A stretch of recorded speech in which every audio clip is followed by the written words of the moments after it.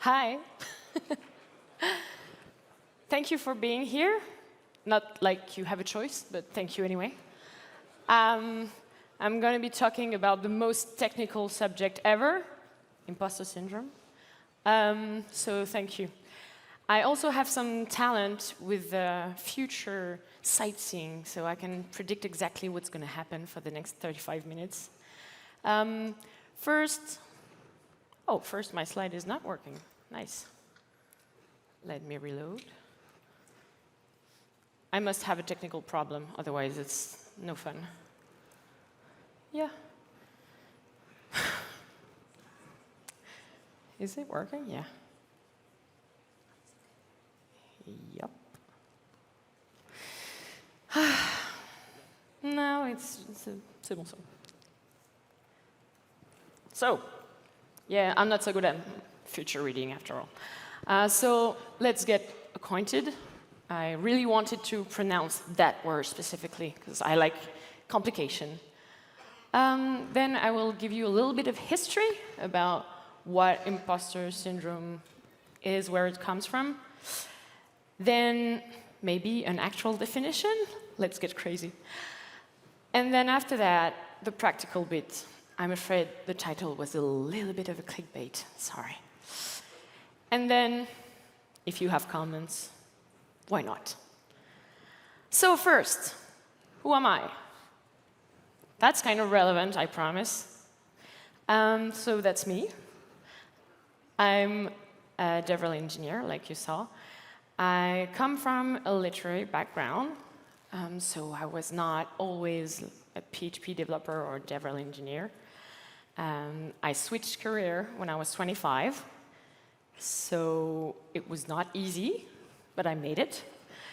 I'm the current president of the French Drupal Association. Sorry, Symfony people, but I love it. So thank you for providing great components for our Drupal. We need it. And I've been working remotely for a little over 3 years, which has its importance, as we'll talk about later. And finally, I love and do many, many things outside of work that have nothing to do with PHP development and stuff like that. So I don't spend all my time trying to get better at web development. That's not me.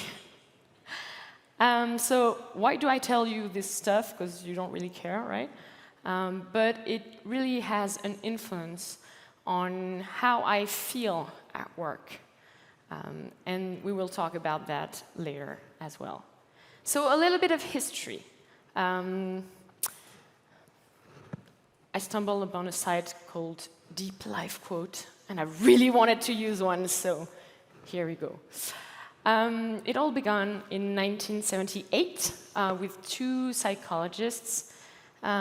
This is Dr. Clance, and this is Dr. Imes, and they were working on just a study because they noticed a pattern within their clientele, and they were suspecting that something was going on. So they studied the imposter phenomenon in high-achieving women, dynamics, and therapeutic intervention. So this is their paper, the first one.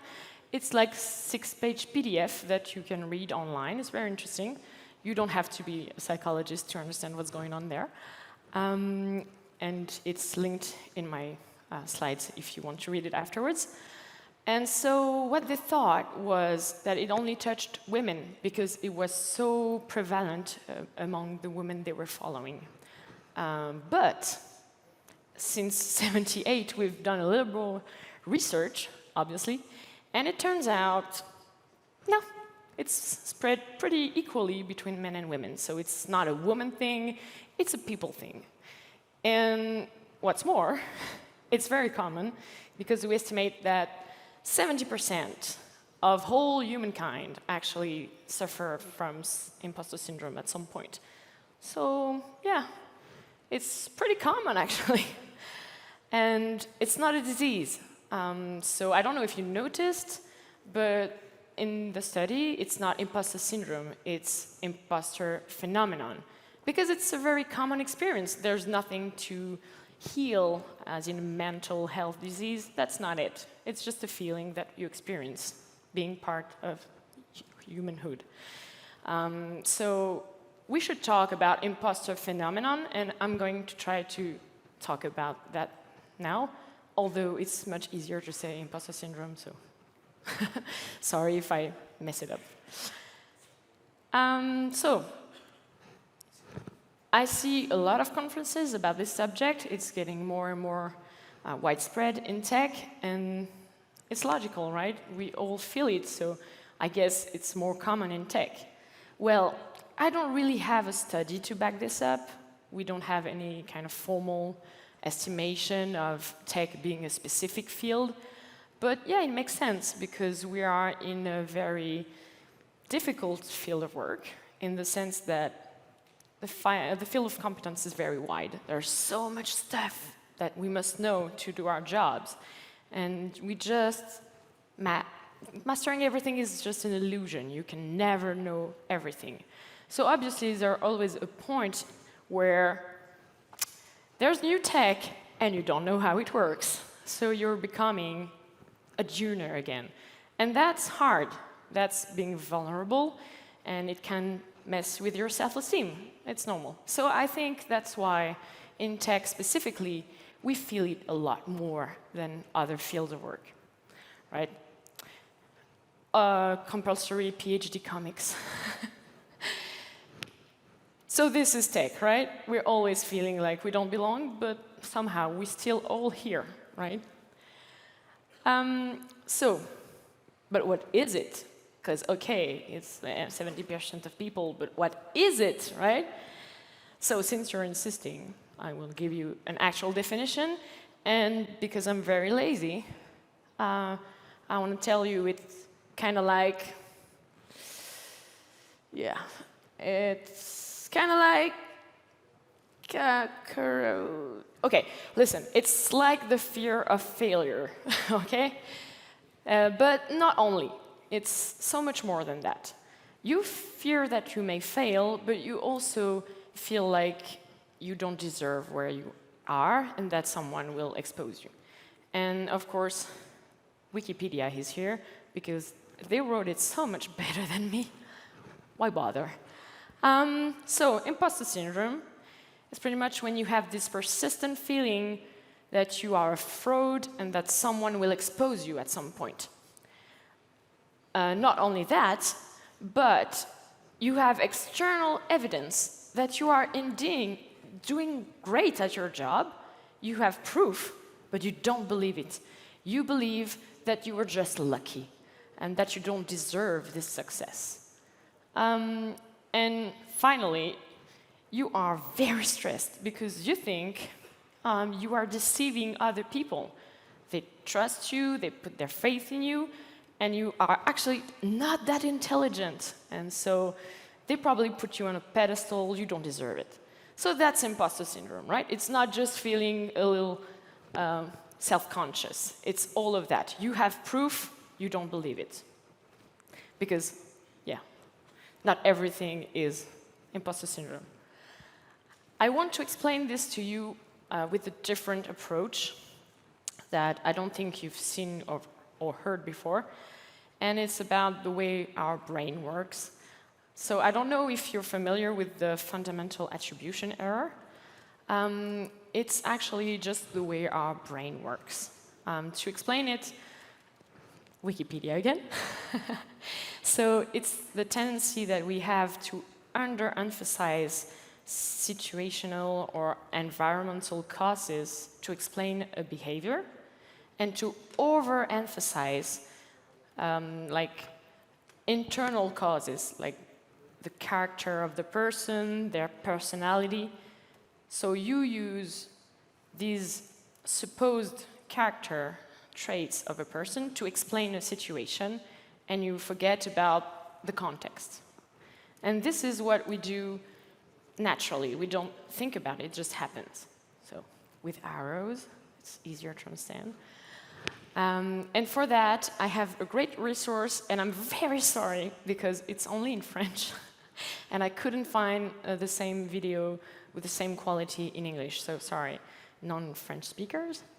But here is an example taken from this great video called L'effet Julien Lepers. You will look it up. So when you see this situation, usually your mind would just jump to the conclusion that this guy here, is attacking the other guy, right? And so you're thinking, this guy is mean. He's a bad person. He's a violent person. So that's why he's attacking the other guy who was just minding his own business, right?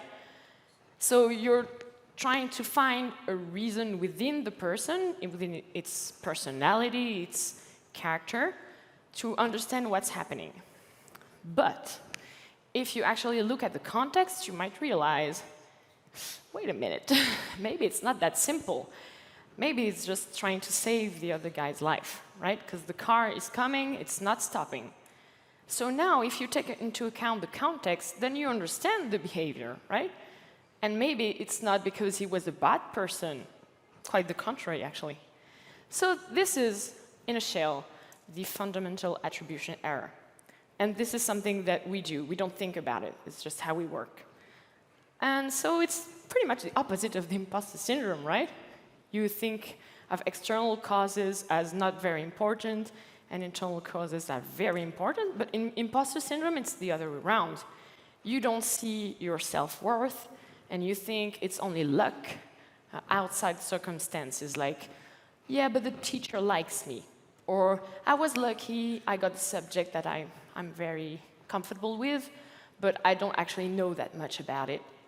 And just to give you an example of how deep that can go, in the original study from '78, there was this woman, and she had 2 PhDs. Like, you would think she knows that she's competent in her field, right? But she was very, very sure that she was just lucky, that she was a fraud, and that someone would expose her somehow, someday. And she was the top, the best of her field, but she didn't feel that. So, imposter syndrome. That's not just a little anxiety, right? That's completely irrational, because you have proof that you are good at what you do. So, okay, that's interesting, but not everything is imposter phenomenon, right? There's actually a scale, like a real scale, because Dr. Clance is actually still working on this subject to this day. She's still alive.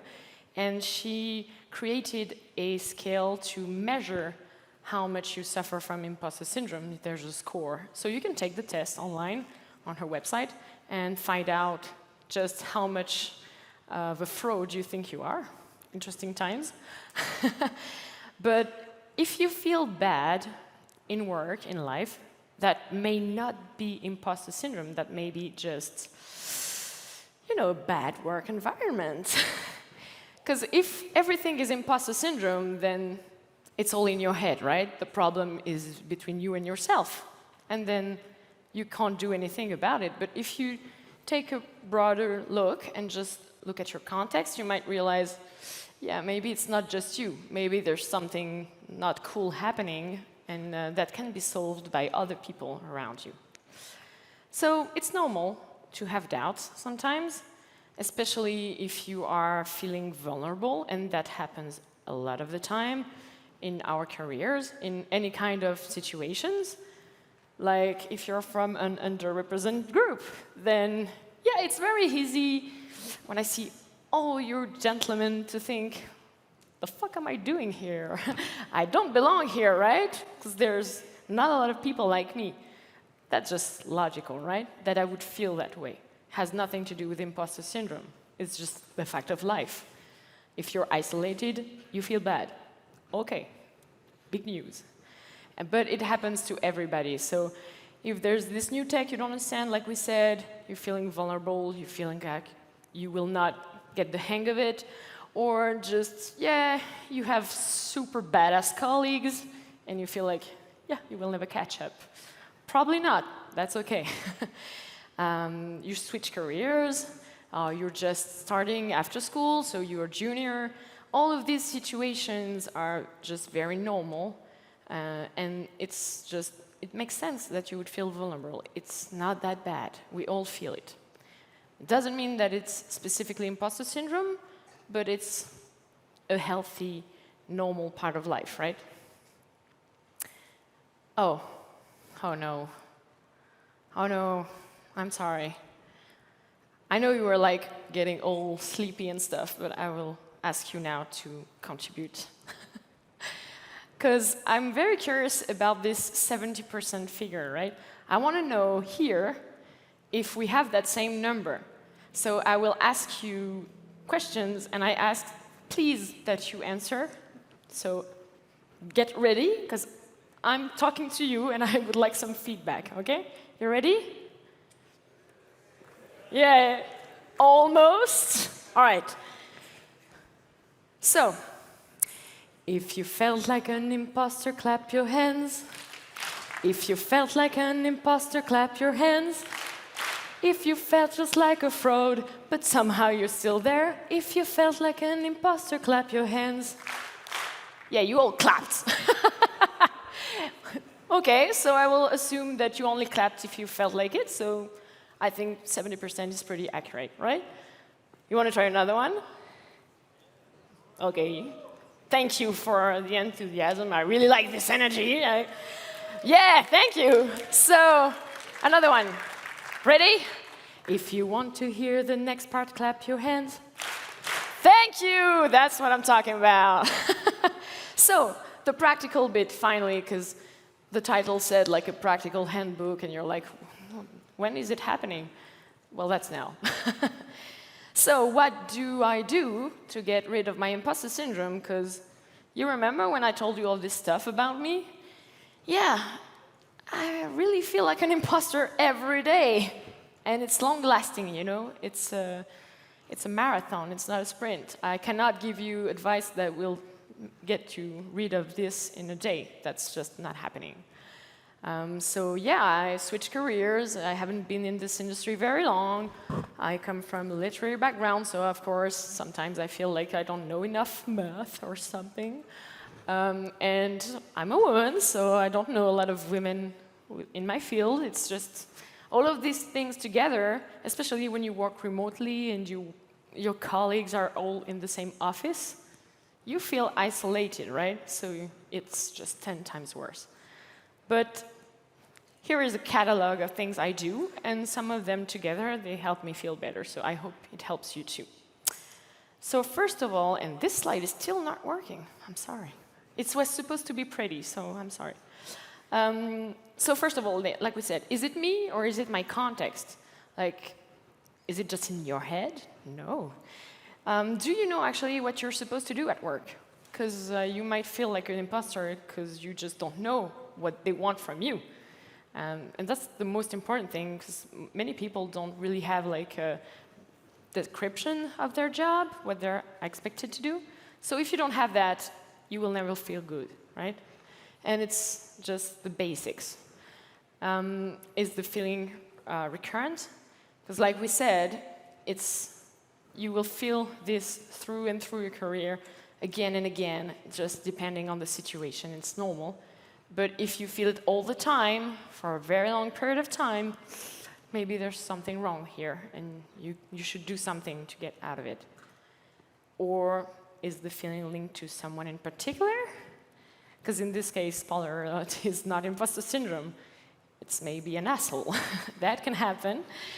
So maybe it's not you, maybe it's them. So then you have other solutions, right?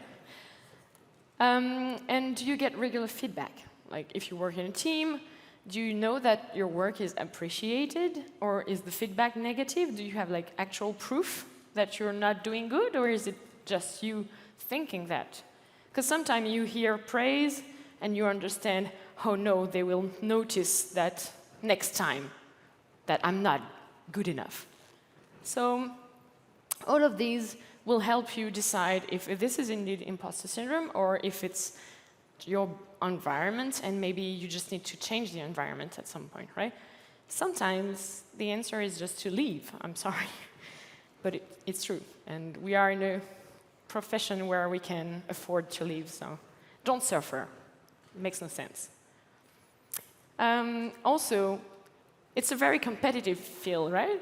So we're always hearing about this famous person doing amazing stuff, and you see them on Twitter, and they have a lot of followers, and they make videos and stuff. But first of all, being popular and being competent are two different things. It doesn't mean that they are better than you, it just means that they are better at social network than you. So it's a different thing.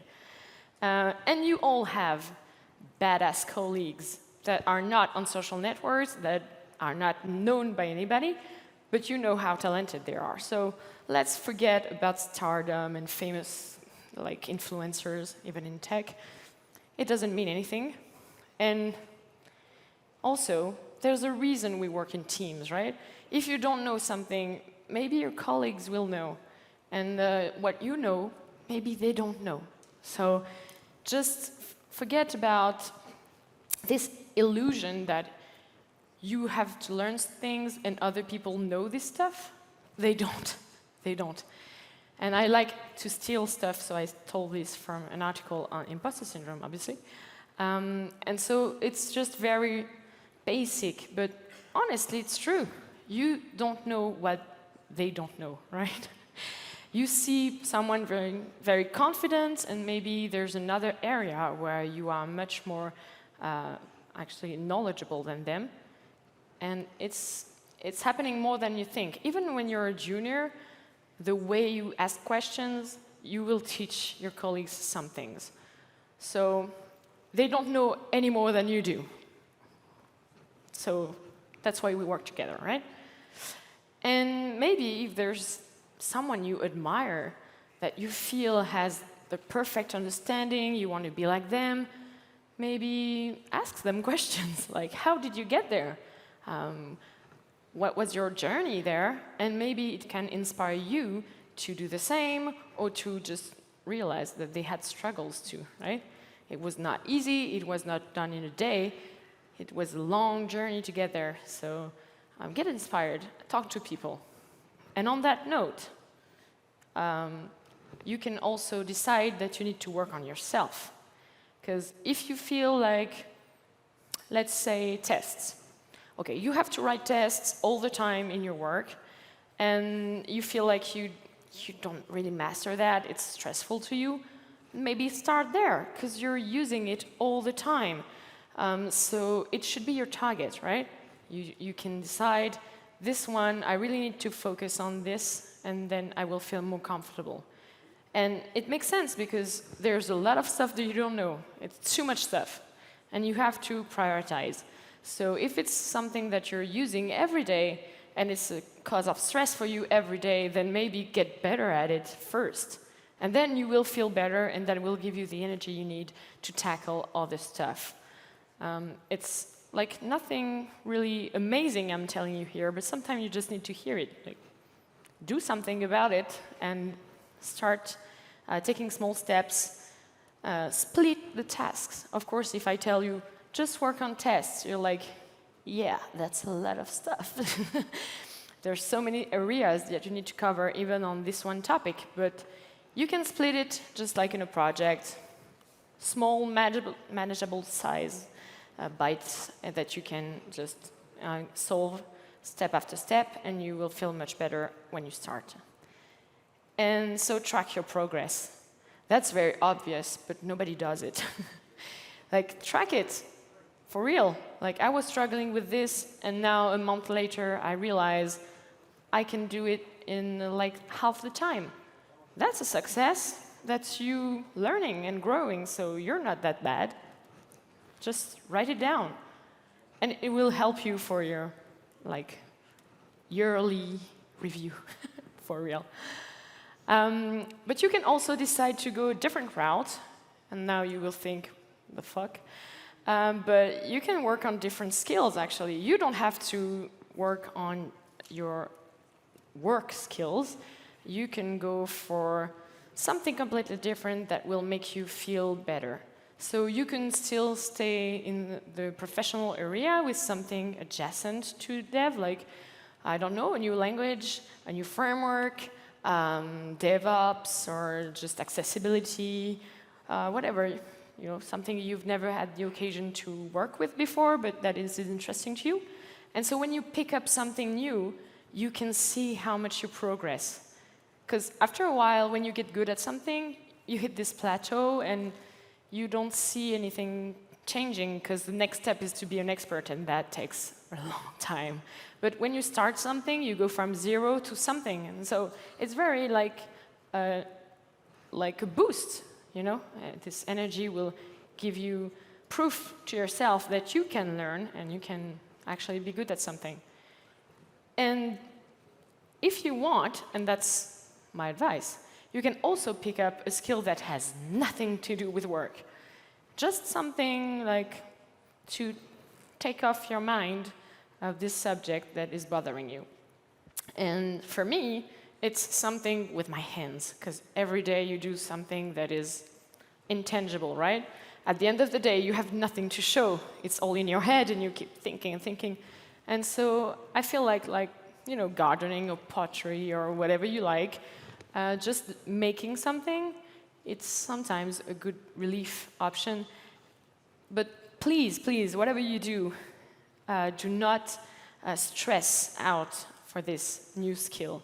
It's just a way to help you get back on track. If you have targets and pressure, it won't work. The goal is to do something with no strings attached, just for fun, just to see that you can learn and you are just able to progress, right? And again, very obvious, but when I talk about it, people are like, oh yeah, I feel it too. Yeah, but why don't you talk to it with other people, right? Because everybody feels it, so on your team, with your colleagues, just tell that you need help, right? They're here to help you, that's the whole point. And if you don't feel comfortable with your colleagues, because maybe you feel like it might hinder your career or something, find your community. Look how many people are here. I'm sure you've all been on the Symphony Dev Slacks, ask for questions. That's part of it, right? You can also reach out to your community, your friends that you made, and say, okay, I don't feel really good. I think I need to talk about it, because I feel like I'm not good at my job. And they will help you, because we all go there, right? All go through it. For me, it's a Women in Tech Association. It can be any kind of community that makes you feel like these people will understand your struggles, right? So just find your community, I guess. And yeah, you know how you like when your colleagues tell you that, oh, that PR was so great, that helps me every day, I'm so glad you noticed that. And sometimes you can do that for your colleagues too, right?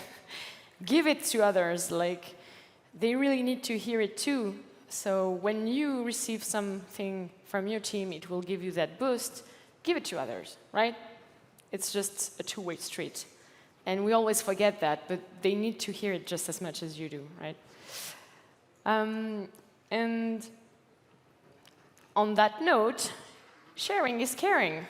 These people that help you out, like a community, or they answer your questions, or they mentor you, but they also speak about it, write articles, and that's actually a way to make you feel better, because you have to research your topic, because you don't want to look like an idiot, right? So if you research it and you are able to explain it to others, congrats, now you're very knowledgeable about this topic, yay! And of course, being on stage is impressive, but it's also a way to give back to the people who helped you along the way, right? So that's another way to take your mind off your so-called imposter feelings and just go for it. And just as stupid as it is, knowing that it has a name, because when I did it the first time, this talk, people were like, oh, wow, so I'm not crazy. It has a name that other people feel it too. It's not just me. And I was like, yeah. And so for them, it was like this revelation. And just knowing that it has a name and they are not alone, already they felt better, like the isolation was broken a little bit. And when you know the name, you can research it, you can learn, get some resources, talk to other people. That's just very important. So spread the word. Like if you notice someone that's not feeling good, tell them about it. Ask them if it is imposter phenomenon or something. Might be that. So yes, you're normal. Someone told me, yeah, I have had it for 20 years. I just ignore it and live my life. I was like, dude, you are better than me. Because when I feel that anxiety coming, I cannot function. So amazing. He's just like, I will always feel like I do not belong here. But it's been 20 years, so I just get on with my life. Okay, that's another way of doing it. Why not? But being a little serious now, if you feel like this is all too much for you, like you've had it for too long, you really need to get professional help. And that can take different aspects, like mentoring, coaching. If you feel like you really need that technical boost, then go for professional people. That's why they're here, right?